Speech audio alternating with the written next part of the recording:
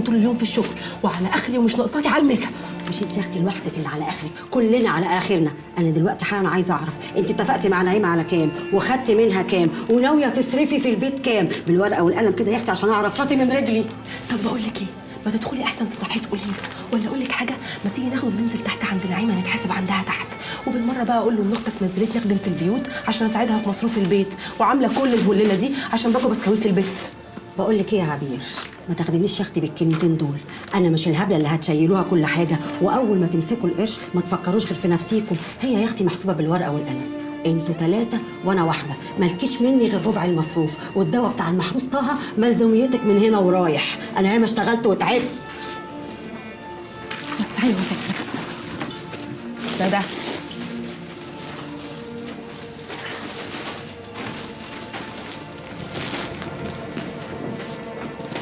محدش بقى عنده دم.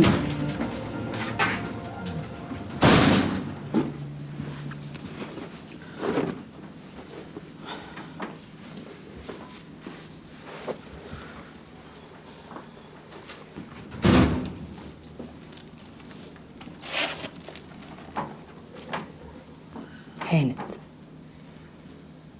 ايه ده؟ ما انت عارفه ايه ده. خلاص الوليه فرجت عليها العماره كلها، ويومين والمصلحه كلها تكون خلصانه. مفيش حاجة هتخلص، والحكاية دي ما تفتحيهاش تاني أبدا معايا.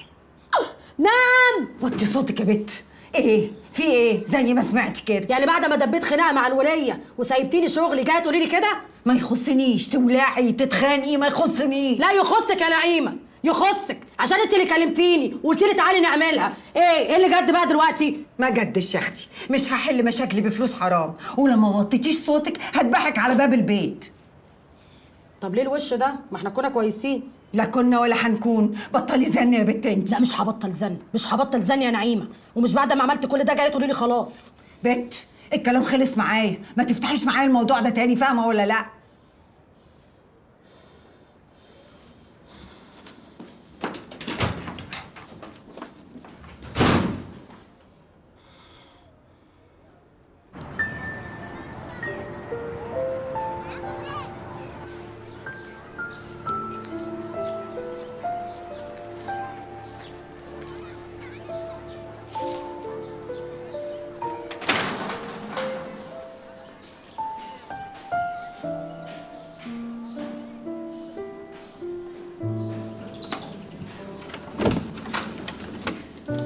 أفندم. انا مؤمنه جارتكم هنا من زمن. لا والله الحاج نور مش هنا. انا عارفه ان هو مش هنا، شفته وهو طالع بالعربيه، قلت اطلع لك. تطلعي لي أنا؟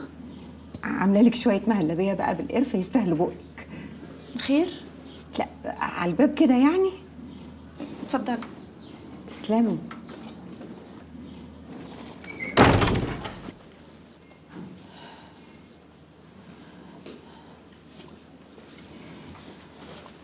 خدمتك نعيمه، انا هخش في الموضوع على طول، مش هطول عليكي يا اختي، احنا ستات ونفهم بعض.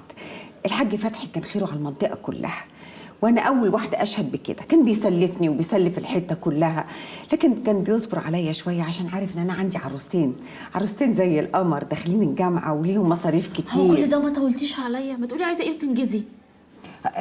حاضر يا اختي. اصل ولاد الحرام طلعوا عليا كلام غلط كده اهوت مع الحاج فتحي. اكيد الكلام ده وصل للحاج نور، قالوا ان انا يعني كنت بلاغي الحاج فتحي. والله العظيم 3 ما حصل مني كده. هو الحاج فتحي بعد الست اعتماد ما توفت يعني عايز وانس معاه، طلب يتجوزني. انا بقى ما احبش اكون الست التانية ابدا. على فكره انا مرات الحاج نور التانية. يا اختي ده انت زي القمر، والله العظيم ما يقدر يبص لواحده غيرك ولا من بعدك ابدا. هو هيلاقي الحلاوه دي فين؟ انت بتدوري على حاجه اساعدك؟ بدور على القف. القف؟ القف بتاع الناموس عندكم قطع جسمي طول الليل. بس انت لو عايزه تساعديني قولي عايزه ايه وانجزي. يا اختي حنني قلبه عليا، خليه يستناني 6 7 اشهر وانا اسدد حبه حبه. هو انت عايزاه يستنى عليكم كلكم 6 7 شهور؟ لا يا اختي انا مالي ومال الحته، انا بتكلم عن نفسي. يمكن حد في الحته يقدر يسدد، هو حر، لكن انا بتكلم عن روحي. حاضر، لو على قدك انت مقدور عليها. والنبي تدوقي المهلبيه زي السكر.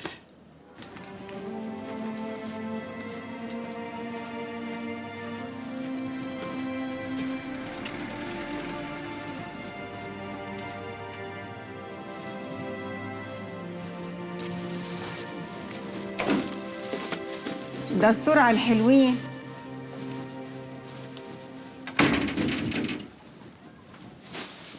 ايه يا اختي، هنقعد متخانقين كده ولا ايه؟ عايزه ايه يا نعيم؟ تعرفي وانا حامل فيكي كان نفسي اخلف واد عشان يقف في ظهري ويحميني، وكنت عايزه اسميه هاني. انا بحب هاني شاكر قوي. علي الضحكايه يا علي، يا بنت ما تضحكي، علي الضحكايه. وديكي جبتي بنت عايزه تجيبي لها عريس عشان انا بورت خلاص وانا لسه في الجامعه. يعني هي الام لما تجيب لبنتها عريس علشان يستتها تبقى بارت؟ يا هبله انا بدور لك على عريس من وانتي في بطني. للدرجه دي بقت اكلتي ونومتي تقول عليكي يا نعيمه؟ وانتي فاكره يا بت لما تتستتي مش هشيل هم اكلتك ونومتك؟ يا خايبه، انا عايزاكي تبقي احسن من نعيم. انا رحت للشيخه فتنه وشيلنا الصور من على النت. اتاكدي اهو يا اختي النت قدامي. خلاص يا نعيم، بس والنبي ما تعملي الموضوع ده تاني. بس قبل بقى ما نشيل الصور جالك عريس زي الفل. ايه مش هنخلص. طب يا اختي فكري وبعدين نبقى نتكلم. احسن شبشب نعيمه هيبتدي يشتغل. فكري.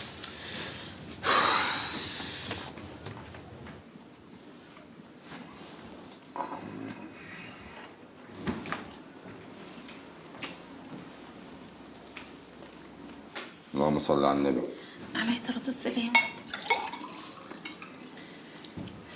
مش الست اللي ساكنة قصادنا النهاردة جات لي؟ الست اللي اسمها نعيمة. انت عايزه ايه؟ ما انا كنت قاعد تحت، ما جاتليش ليه؟ معرفش، أنا بفتح الباب لقيتها في وشي وبتتكلم معايا بطريقة في منتهى قلة الأدب. قالت لي يعني كده بما معنى الكلام، يا إما نبقى أصحاب وجوزك يصبر عليا بالذوق، يا إما هتورينا الوش التاني. بنت الكلب دي قالت كده؟ ما انت عارف ان انا ما بعرفش احكي كلام بالظبط، انا بقول لك يعني بما معنى الكلام. انا شايفه بقى اروح اقعد في شقه الرحاب لحد ما انت تبقى تخلص مواويلك هنا. انا الوضع الصعب ده انا ما اقدرش عليه. انا ما اتعودت الست البت تبقى بعيده عني. طب يا منصوره وابنها قاعدين في مدينه نصر. منصوره اتطلقت، هتخرجي بره باب الشقه هتاخدي ورقتك معاكي. وبعدين يا بنتي في ايه؟ ده انت افلونتي، ما بقاش مخك ضلم كده. يعني انا هفضل قاعده بقى في المواويل والتهديدات دي كتير؟ لا خلاص الموضوع انتهى، انا هربيها لك.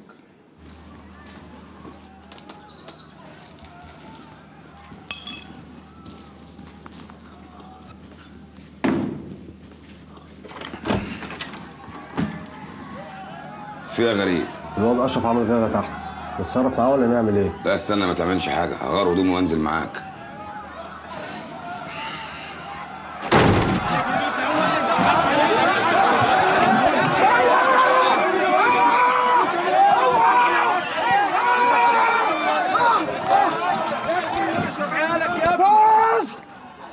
ثلاثة بالله العظيم لا ولع في نفسي. حرام عليك نفسك يا أشرف. نفسي إيه؟ خليني أخلص من الدنيا واللي فيها. أنا قتيل الإيصالات بتاعتي وقتيل شغلانتي، ويروح ما بعدك روح.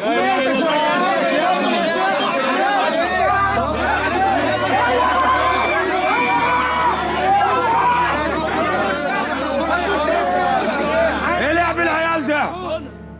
ايه لعب العيال اللي بتعمله ده؟ أولادي ياكلوا منين؟ ياكلوا منين؟ أنا خلاص مت. أنا مت. روح استحمى واستغفر ربنا. عايز تموت كافر ولا ايه؟ بلاش شغل العيال ده. بتكلم بجد، وذنبي وذنب عيالي هيفضلوا في رقبتك لغاية يوم الدين. وانا ما بتهددش، والشغل ده ما ياكلش معايا. معاك ولاعة ولا نسيت؟ شكلك مش عامل حسابك. امسك.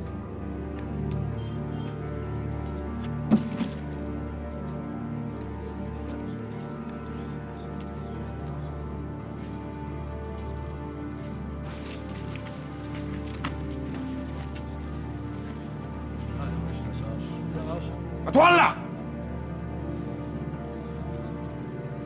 ولع في نفسك يلا. يلا.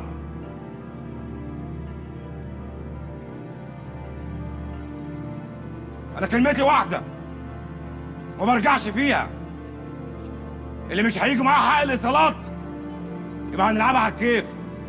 وكل يوم واحد فيكم هيتشد على الاسم وبرضه على الكيف.